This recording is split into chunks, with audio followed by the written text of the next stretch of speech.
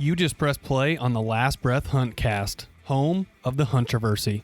We're here to entertain, educate, and engage. And in case you didn't know, you only live once. But if you do it right, once is enough. Don't waste it.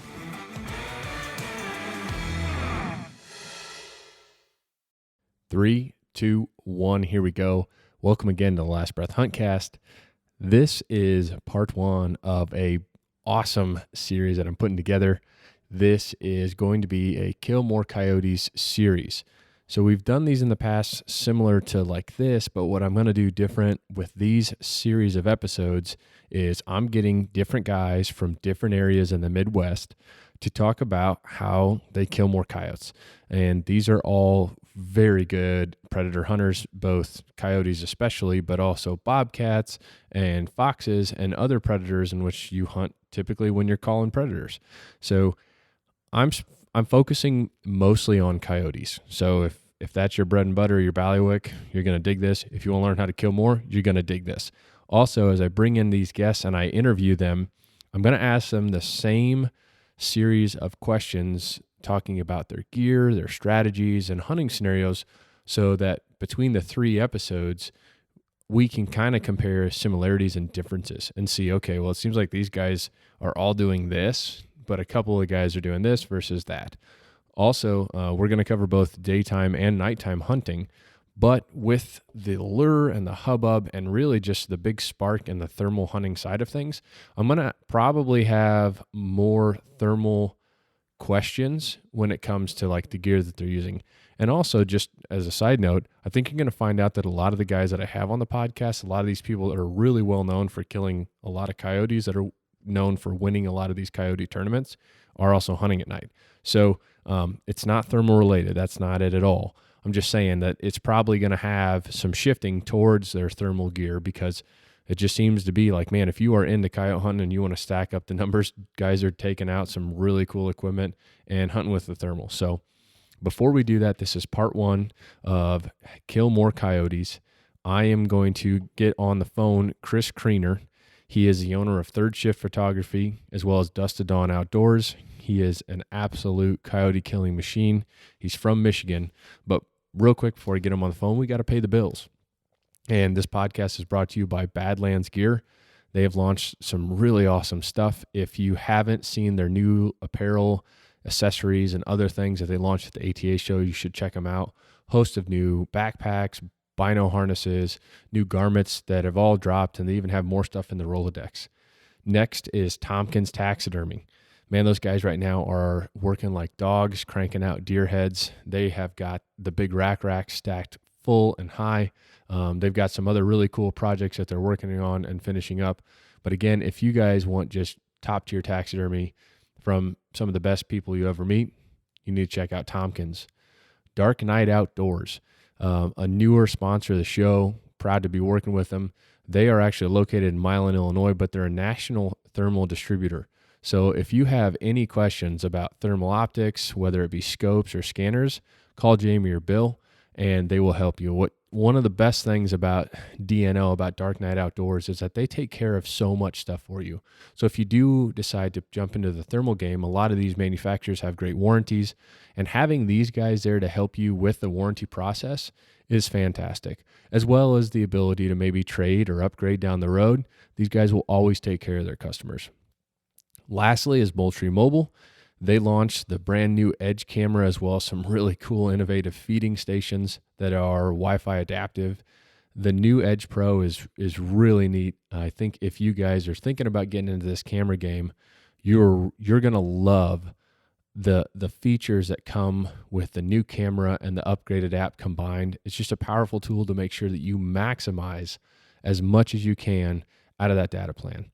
And we'll get into that later, but again, those are the four sponsors we have right now. We're proud to have them. We can't thank you enough. And I'm going to get Chris on the phone because I love coyote hunting, and I feel like we're going to learn a lot from this next series. Again, this is a part one of a 3-part series.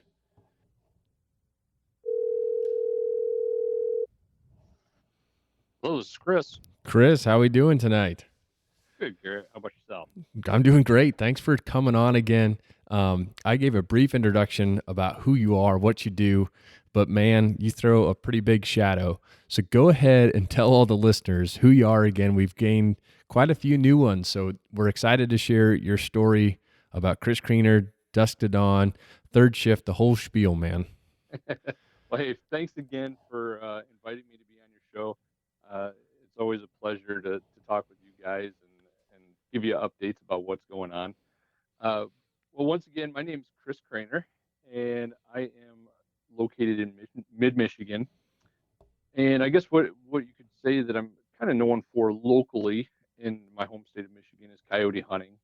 In 2020, I received the Predator Caller of the Year award from the Michigan Trapping and Predator Calling Association.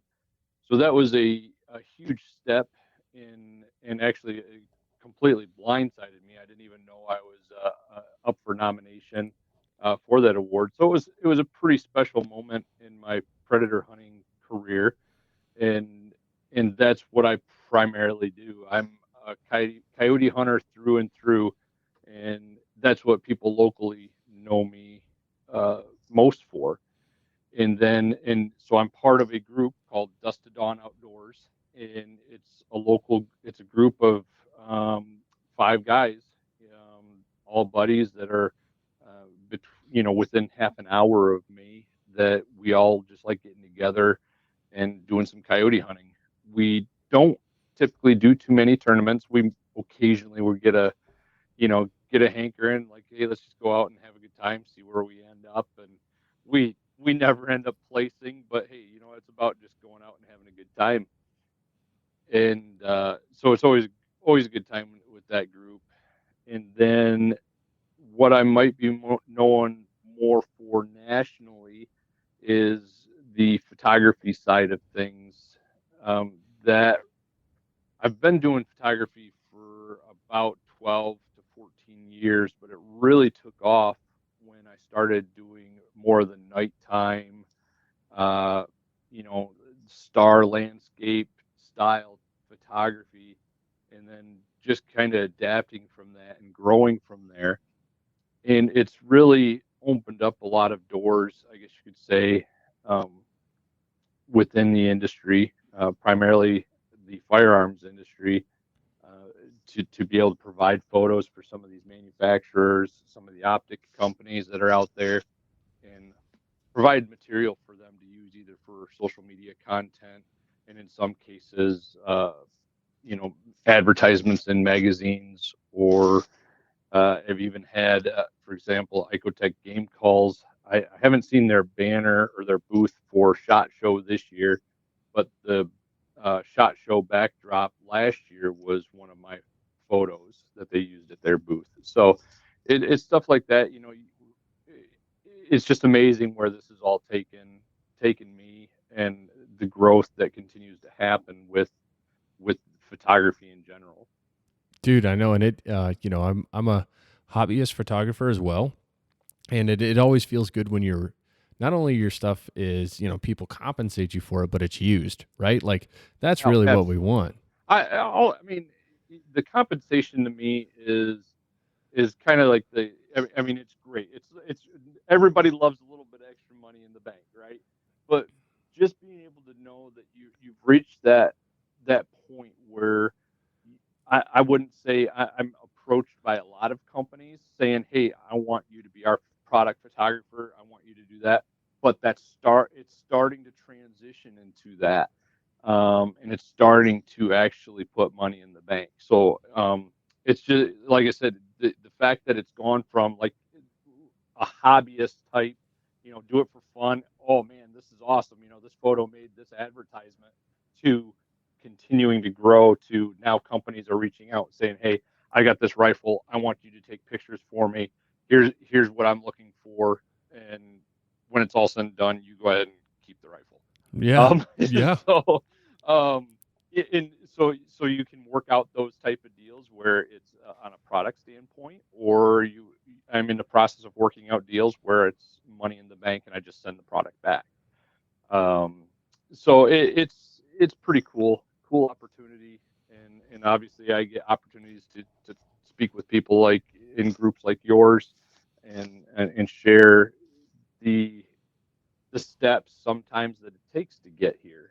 I get really I wouldn't say it's discouraging for me, but what I hate the most, and social media is the most common place for this to go, is when you got these other members or other users on social media downplaying the necessity for pro staff, or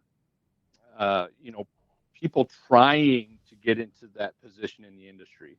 And that's where I started. I started with getting a 20% or 30% discount on product. I mean, that was 15 years ago.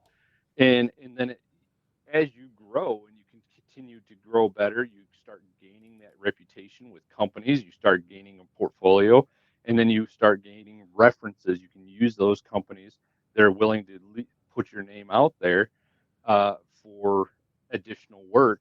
And that's how you grow. It's not something in most cases. I don't know very many people that have done that overnight. It takes time. Oh yeah, and if you knew the recipe for virality, all of us would do it.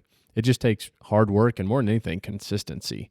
I think just like you said, you win a little battle with one company, and then that transcends into another one, and then you get a recommendation, and that's how you build your portfolio and your worth in the industry, right? Oh, absolutely. And then I've been part of Cellmark Corporation now for, I think this is my sixth year going into their program, and primarily with Pulsar Optics. And what that they are a company that's just blowing my mind, because they actually, not, I mean, they're not in it just for them. They want to see you as a individual, as a writer, as a photographer, whatever your position or direction is within the industry. If you work hard for them, they're going to turn it around and they're going to be recommending you to other companies, and they are an amazing reference. So like when they come up for putting out the application for pro staff positions, I put it out there online, like, this is a great company to be a part of. If you really are serious about getting into this and you've got some portfolio. I mean, my portfolio wasn't big when I started with them 6 years ago. And it's grown substantially since I started with them. But they actually care about your future in the industry, and they're amazing, great people, and they have a lot of what's the word I'm looking for? Just a lot of references within the company and people that are very knowledgeable about the industry. Yeah. So, I want to talk them up a lot, but it's really because I really feel they are pretty instrumental in my growth in the last 5 to 6 years as a whole. Well, you got to give credit where credit's due, and that speaks a lot about you. But for the listeners, Cellmark is the company that owns Pulsar Optics. So a lot of our listeners are going to be familiar with the brand Pulsar. And so Chris works very closely with that brand and their thermal optics division, and night vision products as well. But now, obviously, the thermal game is where everything's at. So isn't that amazing? The thermal game. And when I started the nighttime predator hunting, it was early 2017. I was talking to guys locally that had been predator hunting at night for quite a while, and they had these thermal optics. And I'm out in the field as a newbie, and they're telling me how much this stuff costs, and I'm like, no way. There's no way in the world I'm ever spending that kind of money to hunt coyotes. Right. And I'll tell you that the amount of changes it made in the way I hunt coyotes, it's night and day. What you can see in the field, and in the ability to see things at 2,000 yards now, it's mind blowing, but it does come at a substantial price. Well, and that's what this is part one of a 3-part series on how to kill more coyotes, and just as you alluded to, the nighttime hunting side of things is not cheap. But what I do think is kind of neat is that a lot of the tactics that maybe we'll talk about today and with other listeners can transcend into daytime coyote hunting as well. And so, this isn't a nighttime hunting series, but just I think that a lot of the serious guys that are predator hunting are shifting into that night game because they want to up their numbers and they want to take advantage of the other half of the day. Yeah, and you're right. I think, and the reason there's multiple reasons why I prefer the nighttime game. It's I got a young family. It's easier for me to get out after they've gone to bed and go out and hit the field. Um, and cover isn't as necessary. You can sit out in the wide, as long as the moon's not too crazy bright. Stand out in the middle of a field and call coyotes to your location. There's times I might only stand 50 yards from my truck. Yeah, Right. so you just don't have to go very far. So yes, there's a lot of tactics that can come into play both day and night. All right. Well, let's get into some of the questions here. So you've got your outline that we have here, and Yes. I think it's kind of funny. So I'm a gun nerd. I'm a gun geek.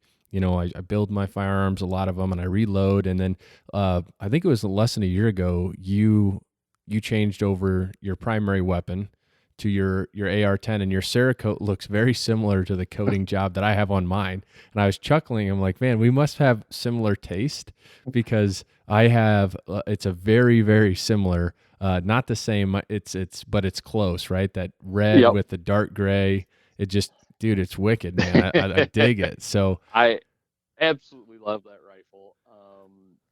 I had been shooting for a number of years a 223, and honestly, I've killed a pile of coyotes with it. And it's amazing. So many people, they bash the 223, and I've honestly, I don't lose that many coyotes with it. If you got the right bullet selection and everything, it seems to drop them like crazy. But yes, now my AR-10, I had that built in a 243, and I am running 55 grain Nosler uh, boat tails out mm-hmm. of that, and it's screaming. In Oh my yeah. mind, it's screaming. Oh hell yeah, it is. It's pushing that bullet pretty quick, and that anchors them really well. And the thing is, the reason I went with a 55 is I've got a couple of buddies that run 70 grain Nosler boat tails out of their 243, and it is wicked, but it causes a lot of damage, and it absolutely thumps coyotes, but it also causes a lot of damage. And the one thing that we get here in Michigan, especially this time of year, is fox season is open.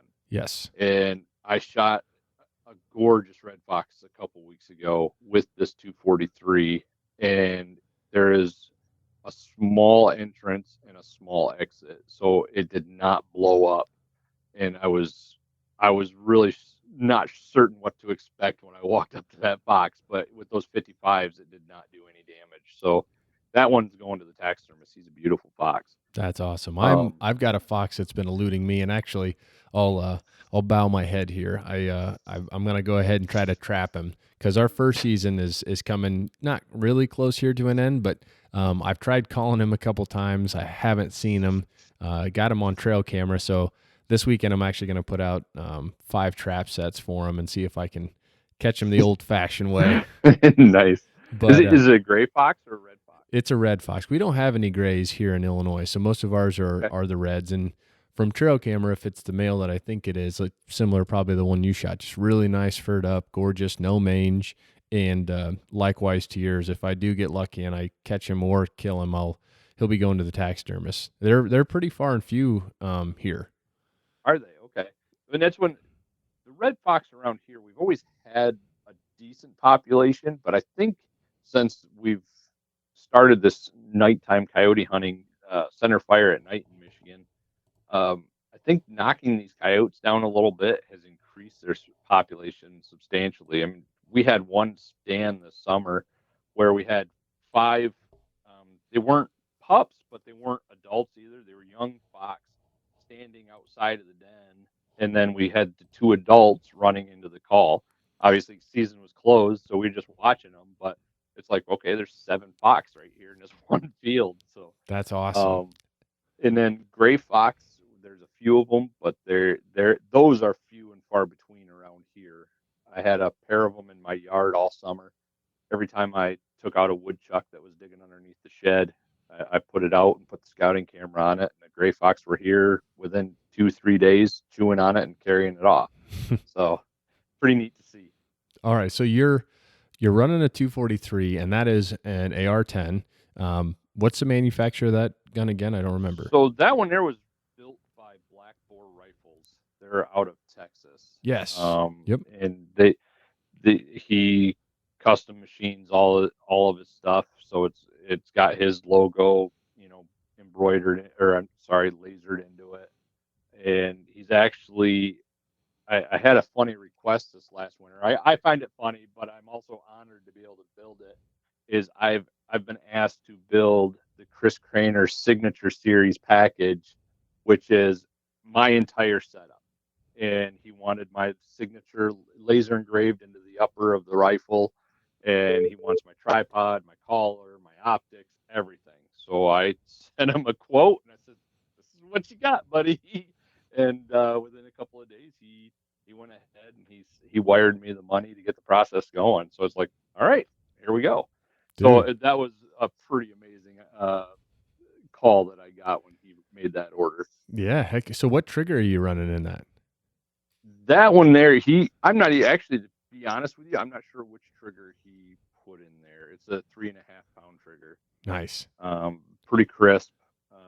So it's nice. I like being able to squeeze the trigger, and then it surprised me. And that's the only way you're going to make those long shots if you get a coyote held up at 300, 350 yards. And I've been able, my 223, if they were 300 yards out, I just couldn't seem to connect. And whether that was me or just it was past the accuracy level, I couldn't say. But with this new rifle with the 243, 300 yards is a very easy, doable shot on a regular basis. Right. And, it's much flatter too. I mean, essentially you were shooting within several grains the same weight, but a much heavier powder charge too with that 243. Correct. Yeah. I mean, I think with my 223, I was like 2,800 feet per second, maybe 2,900 feet per second. And now with this 243, I'm running an 18-inch carbon fiber barrel, and that's running 3,620 feet per second. Yeah. So it's 700 feet per second faster. So it's getting there quick. I mean, it's just amazing how much quicker they get. I'm used to, I still haven't, I like shooting coyotes on the run when somebody happens to miss and you can be the hero and get them on the run. Right. I have not been able to do that with this rifle because I'm under the impression, like as a general rule, when you're shooting at a running coyote or a moving target, you're generally going to be hitting behind it. And so I'm always have a tendency to aim further forward. And I think now I'm aiming too far forward, and I am actually shooting in front of the coyote because this bullet's going so fast. Well, so you're just going to have to miss more so you can practice runners, Chris. Well, yeah, I got plenty of buddies, and I have a tendency to do it too. So I'm not going to lie. I miss my fair share. And so you're also, I believe you're running that suppressed, right? I am, yes. And I love running suppressed for a couple reasons. When you're hunting at night, I don't like disturbing. I mean, I live in an area where every square mile has got houses on it. Right. I don't want to at 2 a.m. be alerting the neighbors, especially if I miss and I'm mag dumping. That's a loud bang in the middle of the field. And so with suppressed, I've gone off my back porch to shoot a woodchuck, and my wife doesn't even hear me shoot when she's in the house. Right. With the kids and TV and everything going, she doesn't even hear it. So yeah, running suppressed is huge from that aspect.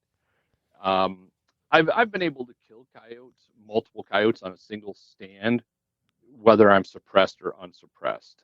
It seems like I do have a larger percentage of coyotes that the second coyote will stop since I've been running suppressed. But usually if you shoot one and you're patient, usually that second one will stop. Well, yeah, 100%, not to cut you off, but really quick. So we're in Illinois, right? And suppressors are illegal. And yeah, I know. But it's a huge bummer. I'm a big advocate of suppressors, and a lot of people don't realize that it's not pencil quiet. I mean, does it No. knock it down? Yes. And it does make it to where you can, for most caliber, shoot comfortably, maybe not safely, but comfortably without hearing protection. But like, it's not, I want the listeners to know that just because you have a suppressor, it's not like you shoot one coyote and the other one goes, man, what happened? He just fell over. Like, no, that's not that. Once you reach the sound of speed, like, or the sound, the speed of your sound. bullet still cracks. Your bullet still Exactly. cracks. Exactly. You don't have that muzzle blast, but the amount of noise that bullet makes breaking that sound barrier when it gets near that coyote or it's going past that coyote, that's going to spook it. I mean, Right. it still hears that subsonic or supersonic crack. Yep. So yes, from that standpoint, they're still going to run.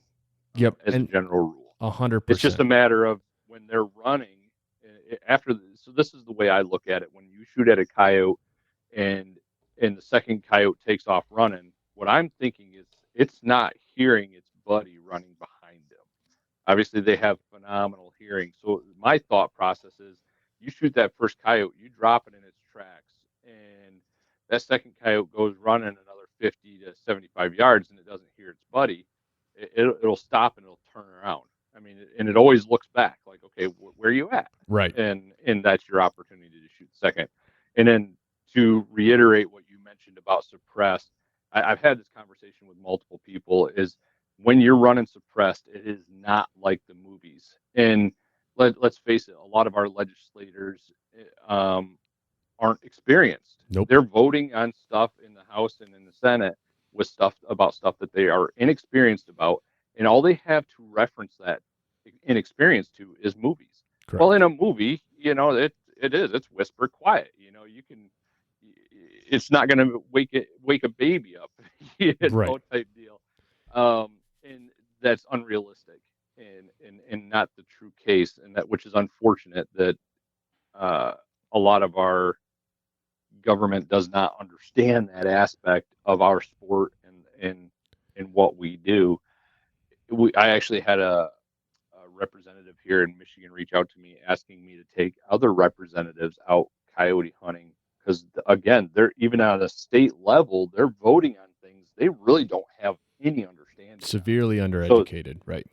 Exactly. So they want to get these representatives out in the field with people that do understand and know the system, know how to do certain things in the field, and so they are a little more educated. Now, I've looked at it both ways. Okay, yeah, that can be a great thing. Let's give them some education, but depending on their personality, could that be a bad thing? Correct. And so, could it hurt you in the long run? So, that's all the stuff. We got to continue working as sportsmen, to educate those that are making our laws, and in some cases, they don't have any understanding of what laws they're making.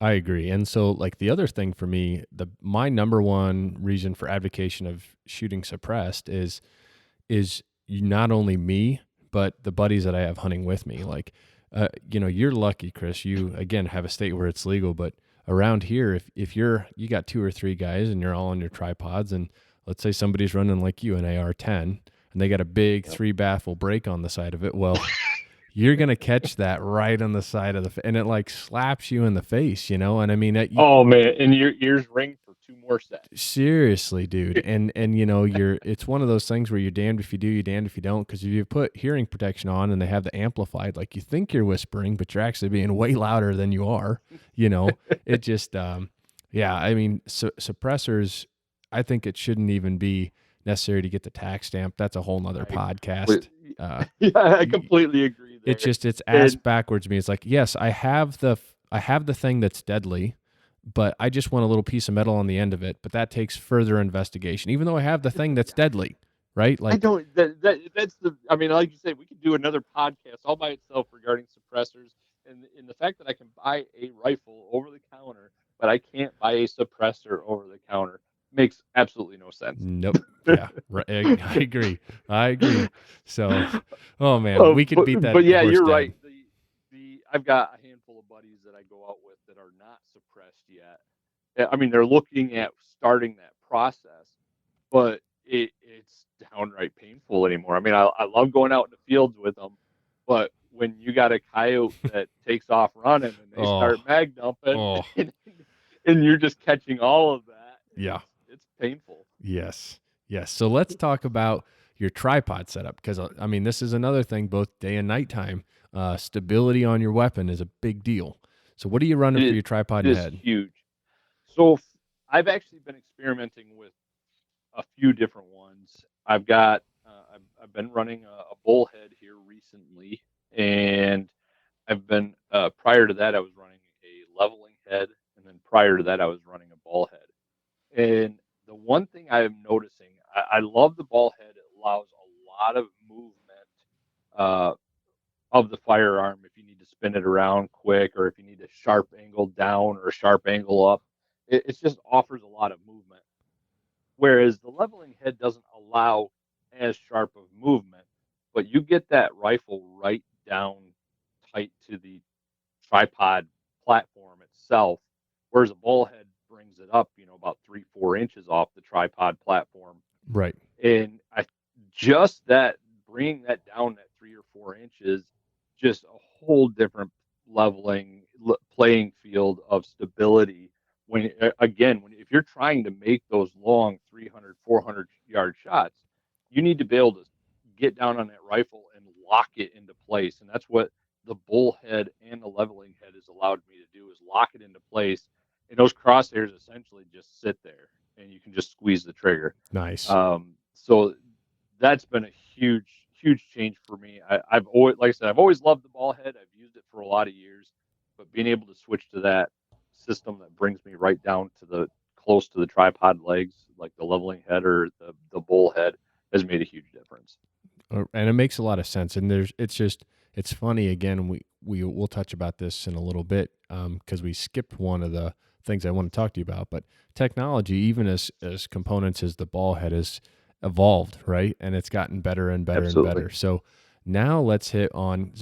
We've had some listeners that sent in. I did a poll, and calls, optics, and then some hunt strategy were the big things that I got. But let's talk about your optic.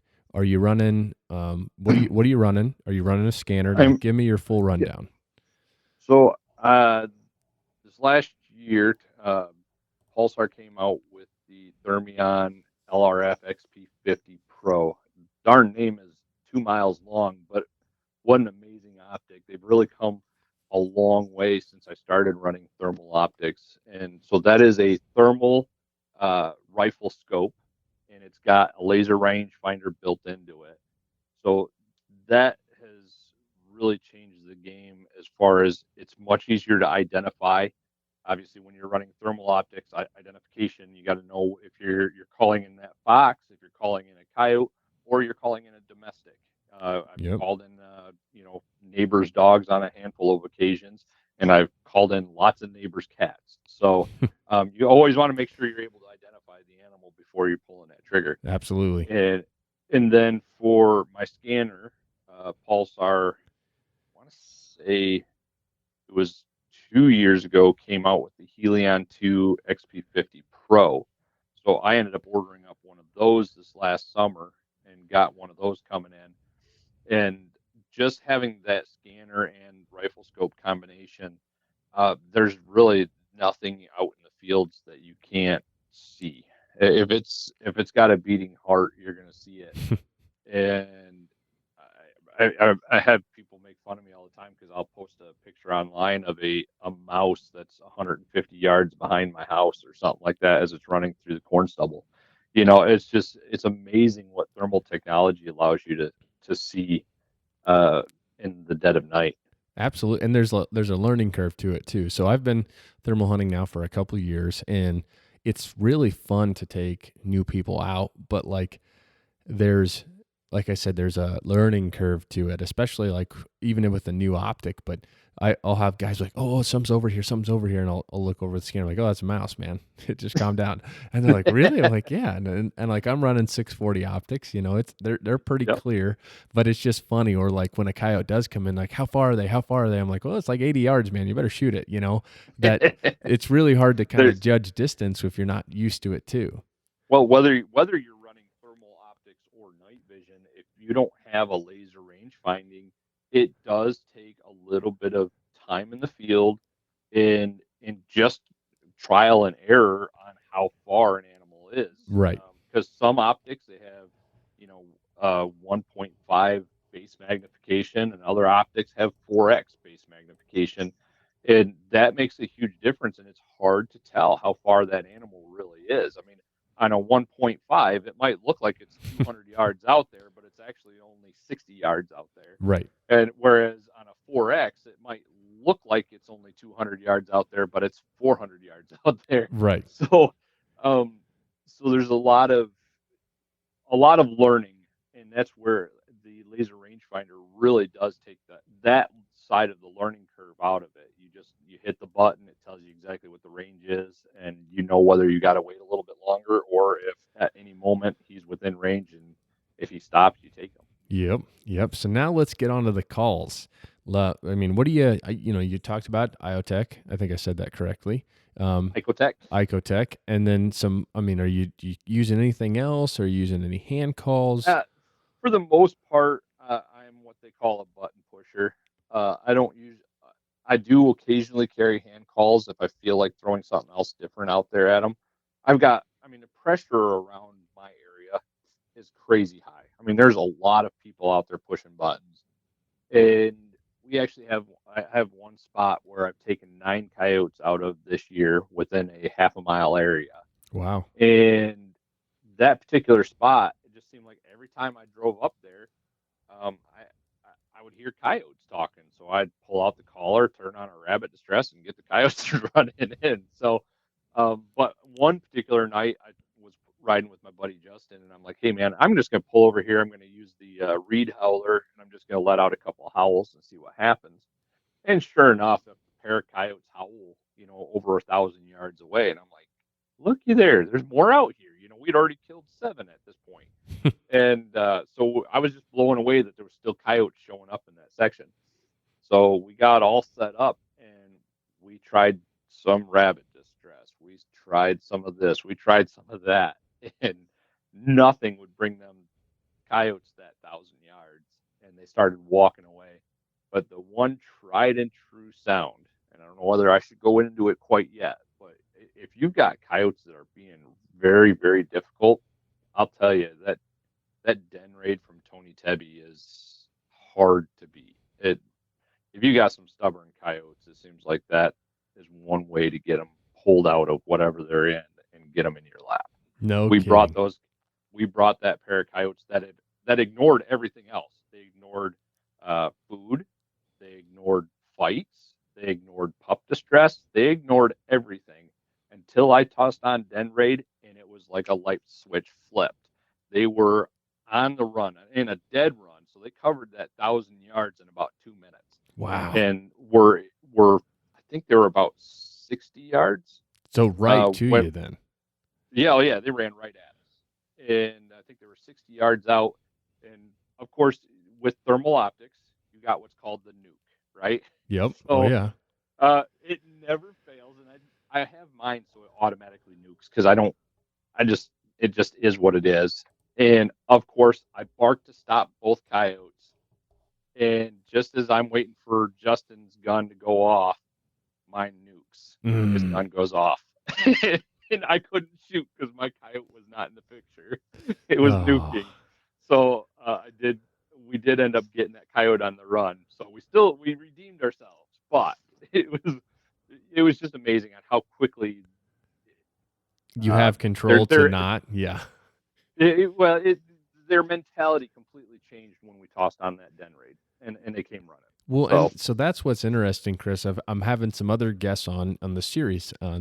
You're going to be the first guest of it, so there you go. You get in the limelight. But I've recorded these other ones, and it's just interesting to hear some similarities between these guys. And I mean, yourself included, kill tons and tons of coyotes a year, and so something like that is that they said multiple people have said that it just takes that right sound, and it's like a light switch, just like this scenario. And sometimes it can be just a different rabbit distress. Right. I mean, literally, you can go from this rabbit distress to this rabbit distress, and boom, it just switches their mood. It's crazy. And that's also where thermal optics has really come into play, is because oftentimes I can already see these coyotes at this point, and Right. so I can toss this rabbit distress on, and I'll let it run for 30 seconds. If the coyote picks his head up and starts running at me, I finally picked the right one. Yep. But if he's Yep. not picking up his head pretty quick and paying attention to me, then I'm looking for something different. 100%.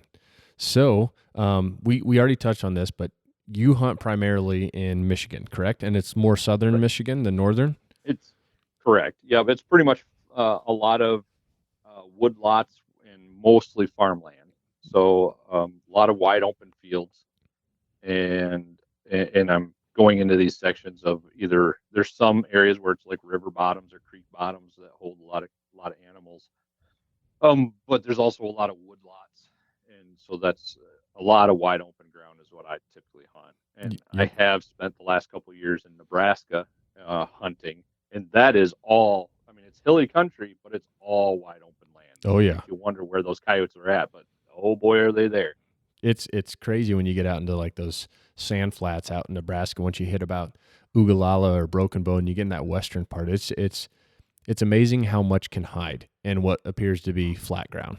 Mind blowing, and the amount of stuff that I mean, we seen a pile of coyotes during the day when we were out there, but and we'd see a few deer and stuff there. But at night, you scan with the thermal, it's like, where was all this stuff hiding all day long? I mean, there's nothing here for them, but all of a sudden there's deer everywhere, Yep. and obviously coyotes everywhere. It's just Yep. amazing to see. So, okay. So, what's your favorite time to hunt? I mean, do you have a favorite time? Is it right at sunset? Is it right before sunrise? I mean, It's so for me. I mean, I generally by midnight to 2 a.m. I'm usually tired and I'm hitting the sack. So I hunt that early section at night, and I really haven't found a happy spot where I would say, that first half hour after dark um, is lights out. It really is. You just don't know. I've had great luck right at that first hour after dark, but I've also had great luck 6 hours after dark, where all of a sudden the light switch flips and they start responding really well. Um, so it varies. And as far as the time of year I like to hunt, the cool thing about Michigan is our coyote season is open year round. So I I love hunting summertime coyotes. Their fur is no good, but they are very responsive. So especially when you've got properties where the coyote population's large and you got landowners that are just want to get rid of them, then summertime is a great time to do it. absolutely, absolutely. And I think that's another thing for me that I've had to like learn and adapt to. You talked about at midnight, 2 a.m. Like, gosh, I am an old soul. I usually I wake up at 3:28 Monday through Friday, and then 5 o'clock on Saturday and Sunday. But I go to bed early too. So when I go out night hunting, my goodness, man, like it's a struggle, and it's even worse when you get you get a good night, and it seems like you go 3 for 3 on sets or something, and it's like, I'm tired, but I just don't want to go home yet, You can't quit. No, Those are what you would call all nighters. right. And my buddy Keith and I, we had one of those nights this spring where we ended up. I think we called 7 coyotes. We got 5, Jeez. and I think by midnight, I think we were both tired and we were done. Oh yeah. And Yeah. it's like, man, but this is one of those nights, man. We should keep going, but we were both spent. Oh, yeah. And then Go ahead. and then it takes an hour. By the time you set up and do photos, you usually eat up another hour at the end of the night. Oh yeah. Oh yeah. So yeah, it was a wild night, but oh my goodness, we shouldn't have quit. And that's a bummer. Like, you wish you could tell when those nights would be awesome, because it's like, okay, I'll take a nap today or something, but you never do, Plan for it. Right. No, you're up all day and you work all day, and then you go out and it's like you're up 6 hours past when you should have been to bed. You know what I mean? But the time you plan for it and try to do it, you'll have a bust of a night. So Well, so here's a question for you, and maybe in some of your other guests maybe have talked about this, is because one of the things I've noticed here is I have my banger nights, and then you go through and like the next night the weather conditions are exactly the same.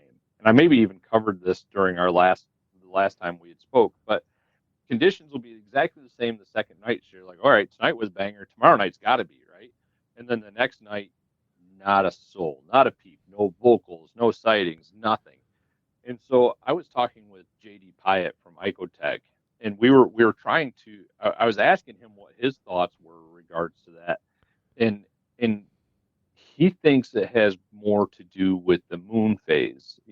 And I wouldn't think that moon would necessarily have the effect from one day to the next, but it's just really, really odd that we can have weather conditions be identical one night to the next, but completely different attitude from the coyotes one night to the next. So I'll share something with you that maybe is something to keep track of, because I have been doing it and I have noticed something. So I have a very good friend, Shane Jones. He lives in Colorado, and another good friend, Tim Howard. And those guys have access to more ground than me, you, and our three next to kin combined. And their goal this year is to kill 150 coyotes, and I'm pretty sure they're going to do it. Yeah. But they say that they have their best luck on a falling barometer, and they will not go coyote hunting if the barometer is over 31 bars of pressure. And so I can agree with that aspect of pressure. Do they have a minimum pressure where they will not go out? they say the lower the better is what they think. Really? Yeah. Okay. So and again, maybe it's different situation because they're in Colorado. They hunt a lot of the plains in Colorado, but just by sheer numbers, man, they got some stuff figured out. But and that's where I fail as a hunter. My record keeping is horrible. I spent the first couple of years like monitoring everything, and then I started losing track, and I started not writing stuff down, and so I'm horrible from that aspect of it. It's all based off of memory, right. Going, okay, what were the conditions this night, and why was this night so much better than that night? But yeah, that's good to know. I'll pay a little more attention to that aspect of my hunting. Yeah, I mean, just something like if you do have a really good night or a really dead night, the outliers, maybe that's when it's a chance to pull out the phone and say, man, what's the barometer tonight? And it might be interesting to note that. So, all right, well, okay, let's go to one of the listener questions, and that is, what's your go-to call to open with? Like, if you were to say 8 out of 10 times I'm starting, and you don't have to give away your trade secret call, but if it's like, cottontail distress or a howl, you gave away one of your calls earlier, and I appreciate that. But some guys are very careful about how much they want to give. It's well, if you're on any of the coyote hunting pages, that is such a well-known call throughout the country. Right. There's not very many people that don't talk about that. In Tony Tibby himself, he shares multiple times a week. Hell, another one for den raid, and so it's just a very common call, but it's just works so well. But what my typical stands, I would say probably 75% of the time, I like starting out with either an invitational howl or a lone howl. I would say I used to start more with the invitational side of things, but lately I've been, especially this time of year, I like using lone howls. If they're in the mood. Now, I've also had times where coyotes are there, but they're just not flat out going to talk back. But I love running howls because, like turkey hunting, you put out that little hen yelp and you get that tom to gobble. Well, you put out that lone howl, you might get either a female or a male or a pair howling back at you, and then it allows you a sense of direction. Okay, there's a coyote over there, so and it helps you direct your concentration to that location. And I think it was 2 weeks ago, Clinton and we hit a property where I think we took about 9 coyotes off of there last year, and I went out there and I put out a female lone howl, and this male responded. He was probably, I would say, 1,200 to 1,300 yards away, and the way he responded, he was very moody about his response. So very very high pitched bark, and and then his howl you could tell was the deeper howl. I could tell it was a male, and I told Clinton, I said, based on his response, I think we need to just play it quiet. Let's give him 3 or 4 minutes and see what he does. And at about the 3 minute mark, he popped out of the wood line at about 600 yards from us. No So the kidding. moment he stopped howling, he was on his way. No kidding. And yeah, and of course, the one spot he decides to walk this fence row. And unfortunately, we were like in a little dip of the field, so we couldn't see where this fence row came through. And once he got to a certain point, we had no safe shooting due to houses. So we had houses all the way across the rest of the field. Oh, And it wasn't until he got all the way into the other field, and at this point, he knew something wasn't quite right. And he was about 200 yards out before he stopped. And unfortunately, my rifle misfired and Clinton missed. And so we had this perfect scenario where this coyote played the script perfectly, and we messed it up in the end. And so, but it was a fun hunt. Oh, yeah. Ultimately, whether you win, lose, miss, whatever you have, it's so much fun just to get out there. It's disappointing at the moment, but you look back and you can laugh at it.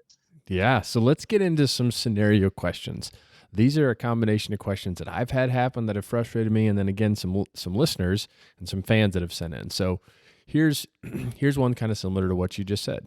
You call and a coyote, like you hear a coyote serenade. So a group of coyotes are calling while you're on stand. Let's say that they're within distance, 600 to 800 yards. What's your go-to after they shut it down? So after they shut it down, I will typically run a baby cottontail or a cottontail distress. But what I've also noticed when they do that, sometimes I call coyotes a little bit. They've got a little bit of ADHD in them, or ADD, I guess you could say, because I've had coyotes that are 600 yards, and I'll start my volume at say 50%, and they won't pick up their head. But I'm like, I know they can hear it. My collar is pointed right their direction. Right. They should be able to hear that, but they're just doing their thing. So then I'll bump it up to 60, nothing. 70, nothing. I bumped it all the way up to 80% volume, and boom, all of a sudden they pick up their heads and they come in running. And they're only 600 yards out. So, I mean, that call, I understand a lot of guys, they want to start off soft, and I agree with that. Start off soft. If you can see, especially if you can see those coyotes, work your way up. If you cannot see those coyotes, then same thing. Start off soft, work your way up every minute, minute and a half, bump it up a number, and give it 5-6 minutes. Let that distress play run, for multiple minutes if necessary. And if they don't respond, then okay, they might be call shy. They just maybe they won't come in. But what I would do in that scenario, if they didn't come in, and let's say you're running thermal optics, I will pick up and I will walk towards them as carefully and quietly as I can, and I will let off another, maybe an invitational howl at this point. Sure. Let them know that I moved in closer to their neck of the woods and see what they happen to respond. Yeah, that's a great idea. Yep. So, okay, here's another one, and you can kind of tell this just happened to somebody, but you're calling, and then you have a single coyote that starts barking at you. Yeah, a lot of guys call them the warning barks. The coyote's not quite sure. It heard something was over there, but it is not quite sure what you are. Yep. And what I've found has worked for me on multiple occasions, because I spent a couple years trying to figure out. I'm like, okay, I know you're there. You're barking at me, but why can't I get you to come in? Well, there's some audio files out there that are strictly coyote barks. So ultimately, I'll just bark back, and I'll shut up for a minute. I'll bark a couple more times. I'll shut up, and then if he starts barking again, then I'll keep quiet, and then if he barks again, I'll start barking back again. So it kind of start this back and forth barking uh, challenge, I guess you could say. And I've one summer on a property where the coyotes were very, very smart, and they were barking at me often. And I think that's why they barked at me, because I had spent a lot of years trying to kill those coyotes. Sure. And I started doing that bark thing, and I killed all 3 of those coyotes that summer. No kidding. So just something to keep in mind. Find some barks on your collar and give that a try and see if that works for you. Nice. So pretty much you're just giving it back to them is what you're doing. Yeah, exactly. Yeah. Okay. That's that's a turkey tactic that I used. Sometimes if I've got like hens that I'm trying to pull over for that's got a group of toms, or a group of hens that have toms, I'll just usually start mimicking whatever they're saying. So exactly. I consider that. And again, I mean, coyote hunting is a great, almost like turkey hunting. You use some vocals to get some vocals back, and you try to mimic what they're doing at times to make them upset and get them pulled into you. Yeah. So okay, here's another one, and this is you've got a coyote, you see him coming in, he's committed to your call, but due to terrain, like let's say you lose him for several minutes, not just like he goes up down over a hill, but like you thought he was coming in, and he went behind, maybe he went in a waterway, or he went into somewhere out of sight of the thermal. Mm-hmm. Do you just wait it out, or after several minutes do you go into panic mode? What are you doing? So usually in that scenario, if I lose sight of him, it's because he hit a portion of terrain that he could circle downwind of you without being detected. They'll use that terrain to their advantage. Now, if you lose him behind something and there's no way for him to get around downwind of you, then he caught wind of something. Like there was something he didn't like. If he was already committed, he should have finished that distance. But as a general rule, what I notice coyotes doing is they'll get into that low spot of the terrain and they'll try to work around and try to get downwind. Yep.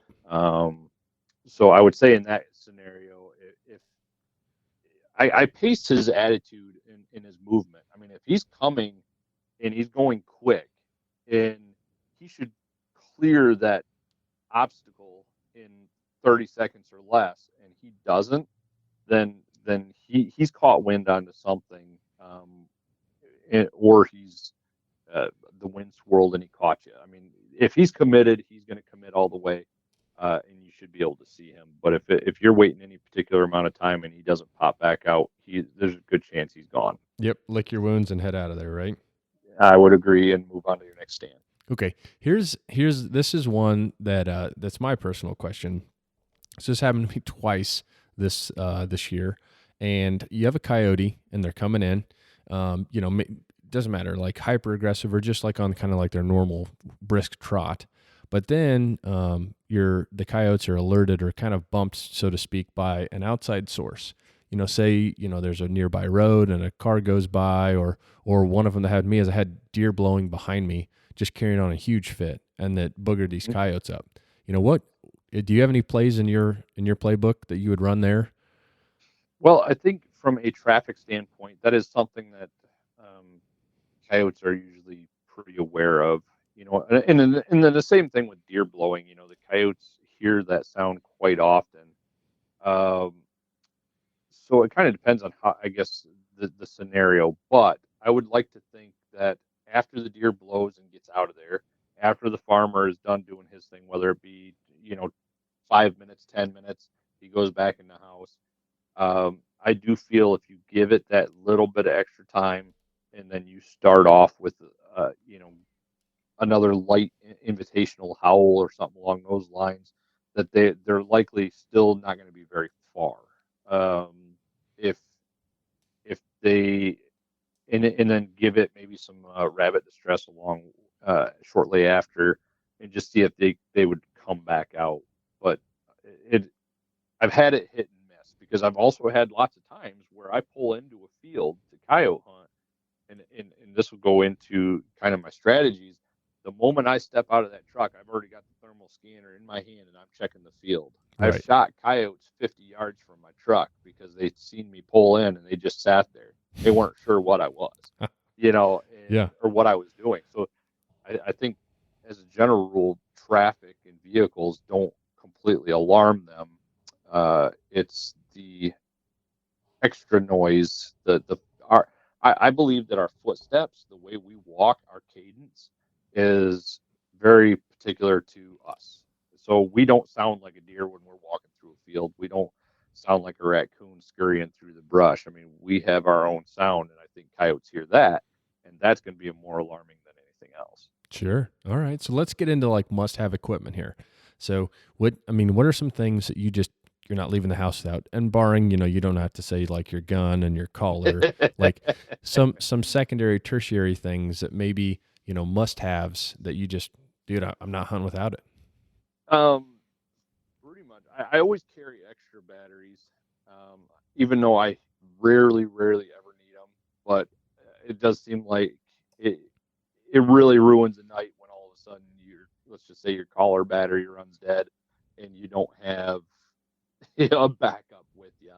So extra batteries is always key for me. I don't use my hands are out of my pockets so much. I mean, I do have some thin gloves that I wear, but I don't use, hand warmers, stuff like that. That's not the end of the world. I can tolerate some chilliness to my hands. I just shove them in my coat pockets or whatever. Um, so I would say like there's really not much that extra things that I need to have with me. Okay, I take that back. Got to stop by the party store and pick up a monster, Yeah. something to keep me going all night long. That's about the only thing that if I don't, it seems like if I don't have one of those before I start hunting, man, I'm really dragging throughout the night. Oh yeah, for sure. I'll say one of the things that's kind of overlooked that is a must-have for me is a like a coyote drag or like a shed lanyard. Some people call them. Mhm. You keep your coyotes for photos and maybe for reasons as well, but like it's Mhm. just so much nicer to be able to throw that drag around that coyote's foot or its teeth and Yeah, and take it back to the truck. You know what I'm saying? I do. You probably in some of my photos you'll notice I got a pouch, and Yes. I do keep I keep a little 22 pistol in there with me. Occasionally you walk up on a coyote and it's not done. Right. So I got that 22 pistol with me. I keep my thermal scanner in that lanyard or in that pouch with me, and then I got the other side is my collar remote and my drag and stuff like that. So I do always keep my coyote drag with me. That that makes things much easier. Whether snow is amazing, coyotes drag on snow great. Oh yeah. But either way, whether it's snow or plowed fields, having that coyote drag makes a huge difference. So let's get into your bailiwick here, thermal industry, and you touched on this earlier, and something like even as I've adopted hunting at night, it's enlightening to start realizing how many people actually do have a thermal optic, and maybe they're entry level, but regardless, there's more and more people that are getting these, and I think it's because as the industry shifts, there's more entry level scopes that are becoming more affordable, right? So That's part of it. I mean, the entry level scopes that I've seen haven't the price point hasn't really changed, but the imaging and the quality of them continues to improve. So you're still getting more bang for your buck than you did, say 5 years ago. The base model thermal rifle scope I think 5 years ago was like $2,500, and now what you get for $2,500 is way better than it was five yeah, years ago. yeah. So the technology continues to improve. I wouldn't say the price point has improved much, but the technology for the same price point greatly has greatly improved. So, So do you think this is going to affect like night hunting? I mean, I've had it happen one time to me so far this year where I went out and like I could tell somebody else was calling. You know, I've never had that happen even during a daytime, and I and I've had it I happen messed a with them handful of so times. much. Oh my Oh, gosh, I messed. it And is here's fun. the crazy thing, Chris. Not to cut you. I was playing around with them, and I called in a coyote. Like I didn't have my Oh, no gun up kidding. or nothing. I had my hand calls. I was howling and pup Just playing distress. around. Oh yeah, just messing with them. And I'm like, have my scanner out, and here comes this coyote hauling ass into me like 60, and I don't even have my scope turned on. So Well, yeah, and that's I've done that. I had I was on the north side of a section, and I'm calling, and all of a sudden I hear a very familiar vocal on the south side of the section. I'm like, there's another hunter over there. So I told my buddy, I'm like, how awesome would it be to call in a coyote right now and shoot? While those guys are on the south side of the section, and I think it was 5 minutes later we call in a coyote and we take it out. That's awesome. So, Oh yeah. and I think it's happened on 2 or 3 other occasions where we could hear uh, some other guys that I actually knew because they messaged me like after they drove down the road and they seen my truck and they messaged me online. They're like, "That was you! Dang it! We thought we had coyotes going." and um, so it's fun to mess with the other guys, you know. And if you've been doing this long enough, you know a good portion of the vocalizations that are on the market, and it's pretty easy to identify. Like, yep, I know that sound. So it's kind of funny to hear it out in the field when you're actually out there. Yeah. So, okay, with you having some insight with Pulsar, where do you think the industry's going? I mean, SHOT Show's obviously going on right now, and there's been some really cool stuff that has been launched. But I mean, where do you see Goodness, where do you see it? It's just absolutely blows my mind that it's gone this far. You know, honestly, like it's at what point do you hit the pinnacle of thermal technology and you just can't keep going? I Right. mean, this imaging that we're able to use out in the field is just phenomenal. I mean, even 5 years ago, it was mind blowing when I first got into this, and now it's 10 times better. Right. So I don't know where it could continue going or where it's going to end. It's amazing that the technological improvements that continue to make waves in the industry. Well, Pulsar has some really cool proprietary software out there where they have like the dual imaging where you can have digital daytime or thermal nighttime or thermal daytime too. Right. I really foresee that I see in the future, maybe not so much for the thermal industry, but I can see very easily how that digital imaging for a day optic can become a very large normality, like with the Yes. ability to input your ballistics into your reticle, to have the rangefinder incorporated into the scope, to be able to watch your impact on that animal. Like, I can see how that will take a shift because, for most daytime optics, you're running high quality glass. And, Right. and I see that this is a crack in the door to where Pulsar could really take it and run with another companies too, with this digitally imaged picture that you're using to hunt with. And I do see that continuing to go that direction and growing. And actually, this year, Pulsar did release a ballistic portion of the application of the Stream Vision application. I haven't actually utilized it yet, or I don't even know if it's actually available for download yet.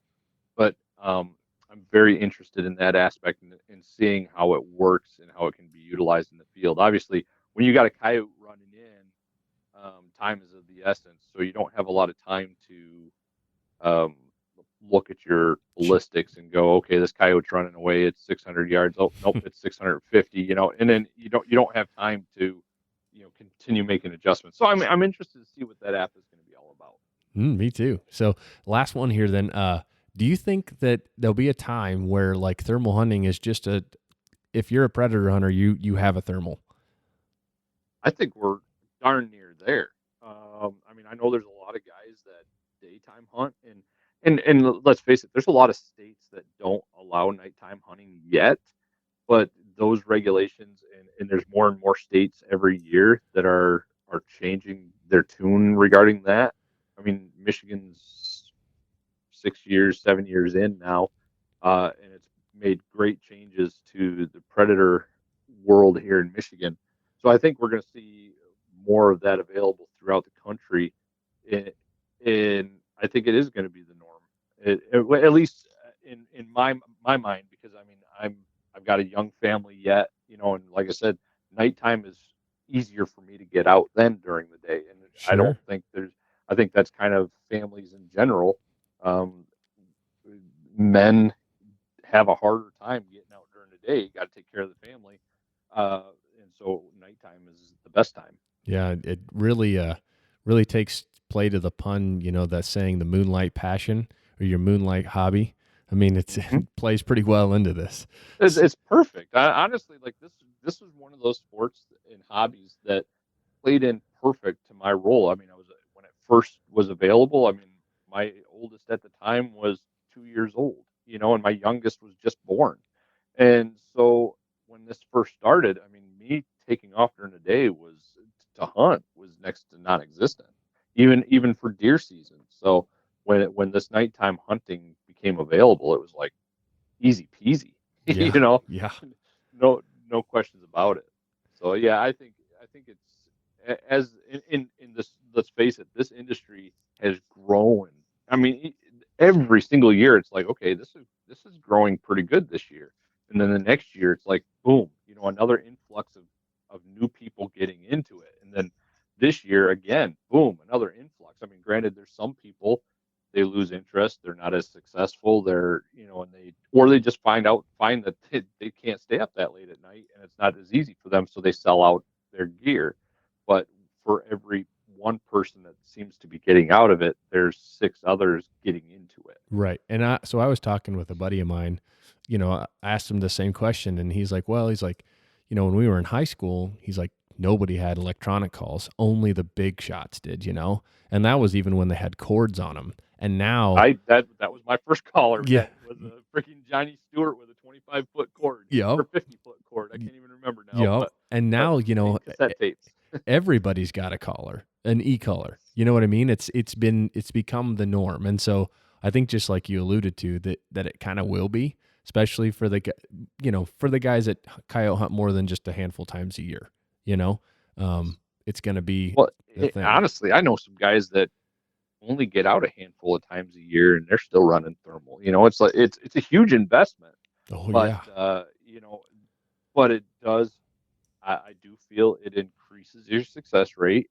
And if you want to be able to knock more coyotes down, I feel like it's a great way to do it. You're surely not going to miss the heat signature of them coming in, as with lights, you're looking for their eyes, maybe a body movement, but with lights you can miss a lot. With thermal, you're not missing anything. Right. So, okay, Chris, I got some would you rathers for you here, and you don't know what these are. So here's my first one. Would you rather shoot 6 coyotes in one night or 10 coyotes in a weekend? I would. Goodness, that is a tough one. I don't know. I think 6 coyotes in one night. It would beat my current record. 5 coyotes in one night with my buddies is our current record. So 6 coyotes in one night would break it. So I think I'm going to go with the 6 coyotes. All right. I mean, either way, you can't go wrong either way, right? No, you can't go wrong. I mean, 10 in a weekend would still be a solid weekend. So the next one is, would you rather kill a wolf or a mountain lion? So both of them are really high on my list, and I remember you asked me that question last time. Yep. And I honestly can't recall what I said last time, but I think a mountain lion would probably be the highest one on my list, and my most likely not as easy for me to obtain. I guess you could say. Eventually, I feel there's going to be a wolf season for us here in Michigan. So I feel like a wolf is obtainable. A mountain lion, without spending big bucks, is probably pretty unattainable at this point. Yeah, well, it's not cheap being cool, Chris. You know it? It is true. Now, that's the cool thing. I've been down in Texas a couple different times for the Night Shooter video series.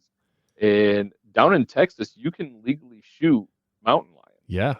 Yeah. And it's like, really? Every other state in the freaking country highly regulates mountain lions. And in Texas, you can use just your standard hunt license. And kill a mountain lion. Oh, I know, right? Texas always has a nice little shine to it, doesn't it?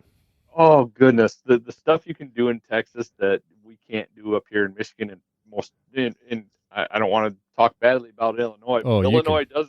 They really don't let you do a lot of things in Illinois. But in Texas, man, you can have the rifle right in the seat with you. You can have, you don't have to have it cased. You can, run around. You can shoot out of your vehicle if you want. Oh, yeah. Dude, there's so many things in Texas that's a riot. Well, I mean, with our Pritzker, Governor Pritzker's new bill that he just signed, Oh, how horrible is that? it's pretty terrible, man. So I don't know how much longer we'll be Illinois residents, but as close as we are to Iowa, it just shines a little brighter now, a lot brighter now. So Absolutely. Well, what's great is a lot of your sheriff's departments seem to be stepping up to the plate now. Whether that's gonna really amount to much or do much, who knows? But right. yeah, these regulations that are being passed in some of these states are ridiculous, and Yeah. it really hurts the sportsman. Anyway, that's a whole nother podcast itself. So now, Yes, sir. next one. This one I'm interested. Would you can only I'm not, it's a bolt action rifle or an autoloader, doesn't matter. You can pick, but you can only hunt coyotes with a 22 long rifle or a 300 Win Mag. And it doesn't matter whether it's a auto loader or a bolt action. Nope. Or it's got to be a bolt action. Nope, doesn't matter. Like you can use, essentially one of the smallest calibers out there or one of the biggest. Since I do a lot of my coyote hunting in the summer and I'm not all about saving hides during that time of year, I'd probably go big or go home. I don't like chasing coyotes. And a rim fire sounds like a lot of chasing. The 300 Win Mag's they're not leaving the scene. Oh yeah, yep. I mean, yeah. If you had them in 50 yards, sure, but those you wouldn't be taking 300-yard shots with a 22. No. Okay, here's another one for you. Would you rather hunt seated with a tripod or bipod, or standing unsupported? Oh, I'd be seated all day long. I can't live without my tripod. I am a horrible freehand shooter.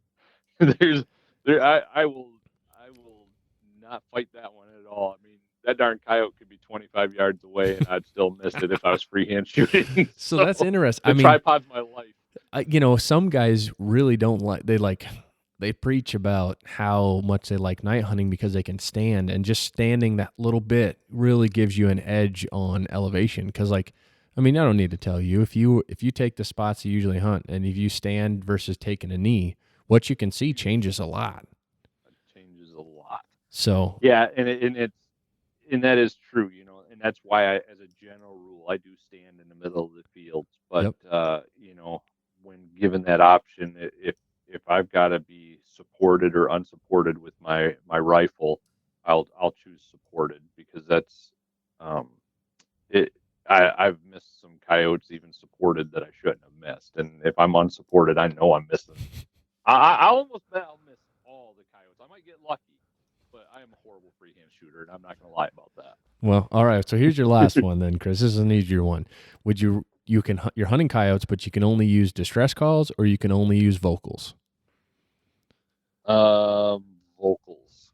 I definitely, I love it when they sing back to me, and if all I had to use was vocals, I'm pretty confident I can find a way to work one into range, whether it be, like I mentioned earlier, having to move in on them and make them sound like I'm starting to crowd them, and then use the vocals that they're talking back to me against them, whether they be inviting me closer or whether they're starting to challenge me, and work them in that way. Awesome. Well, Chris, you got anything else you'd like to add to the podcast? That's all I got for you. No, I think that about covers everything. I didn't really cover much. I wanted to cover a little bit about the Night Shooter video series. Oh, talk about it, man. Let's talk about it. What do you got? Well, so the Night Shooter video series is put on by Tactical Life magazine, and they've invited me down to Texas back in 2021 and 2022, and both trips I was down there with Caitlin Lowe's. She's the co-host of the program, and we were able to get together, and we were able to do some pig hunting and coyote hunting, which was all new to me because I'd never pig hunted up until this landed in my lap. And they were able to make a couple of a series, a 4-episode series out of both of those trips. And it sounds like we just got, I talked with one of my agents today, and we actually got notification that we got all of our funding for a third year of the series. That's so we'll awesome. be going, I don't know whether we're going back to Texas again or not, but if any of your viewers are interested in in watching that, they can go to Tactical Life magazine and they can search in the search bar Night Shooter, and it'll pull up that series. I'm gonna go watch it as soon as I get done recording this podcast. It's a great time, man. We have so much fun down there. I had never met Caitlin up until this series showed up, but what a stellar! She's just a great hunter and a great person.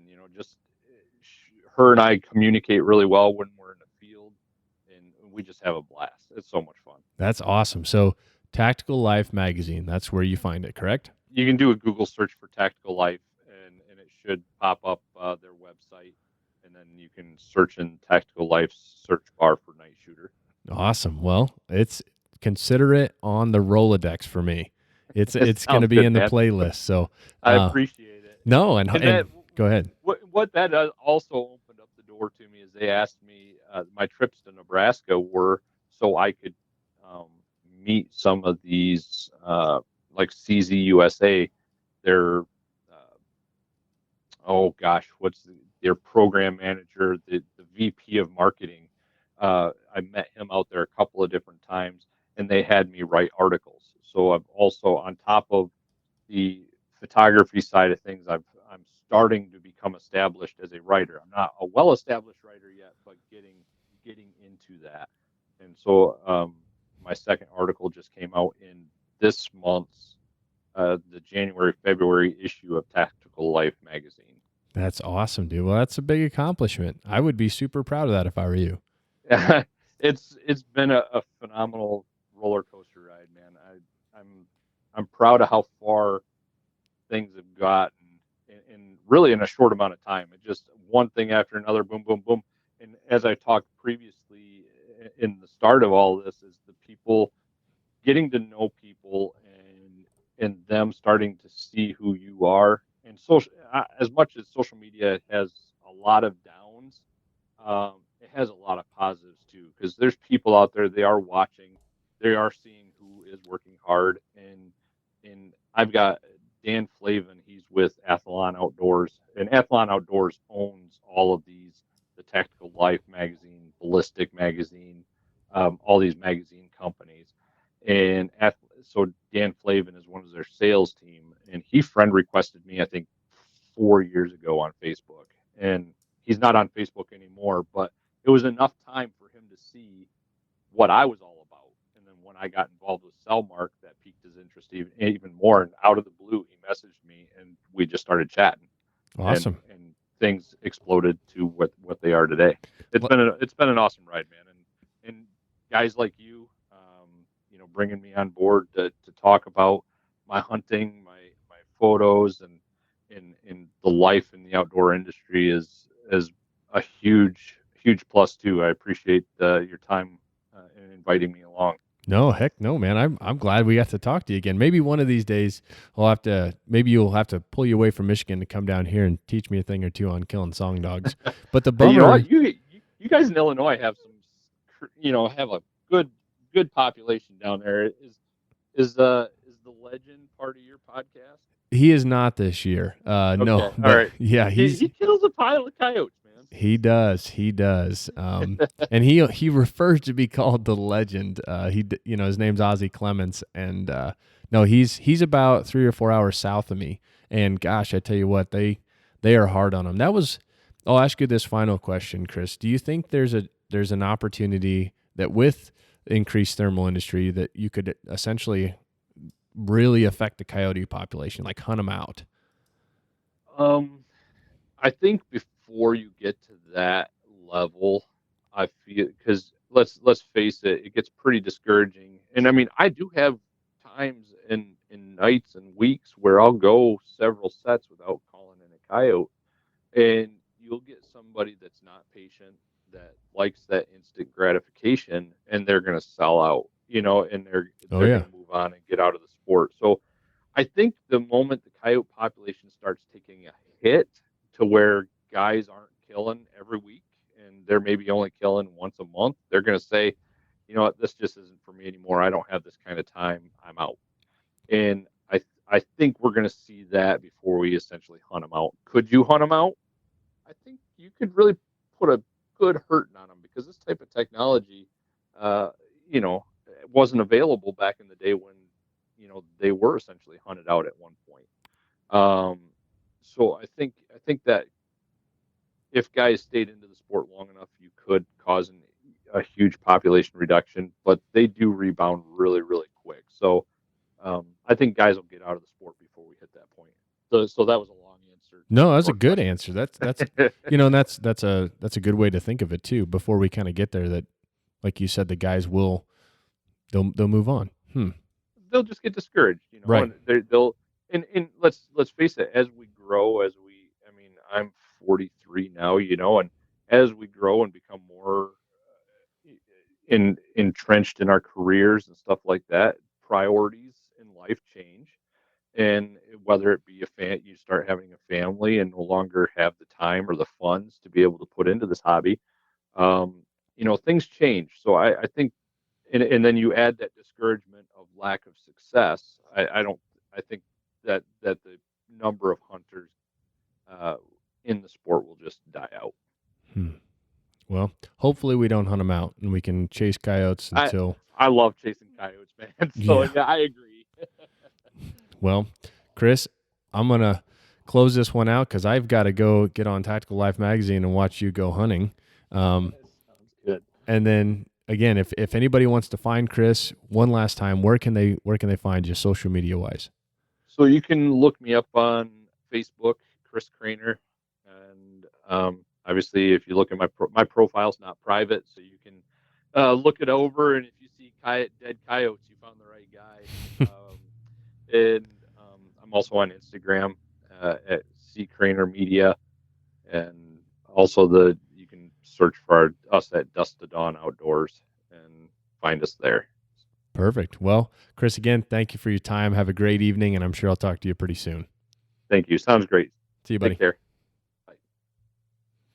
Man, awesome dude. Can't wait to watch that Tactical Life Magazine video of him. But in a nutshell, he is guest one of this 3-part series. And I actually learned about Chris several years ago from a friend of mine, Brandon Connor, who lives in Michigan. And since then, since I've been keeping tabs with Chris, it is a weekly thing that he's out killing coyotes.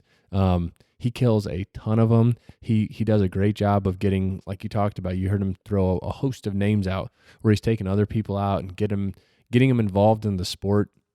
He just does a lot of really cool things. And to hear that he's getting published as a writer, like I said, I'd be really proud of that moment. I'm happy for him. It's awesome when you hear good guys win, and Chris is a good guy. So I wish him all the best, and I hope that you guys stick around for the next 2 parts of these series.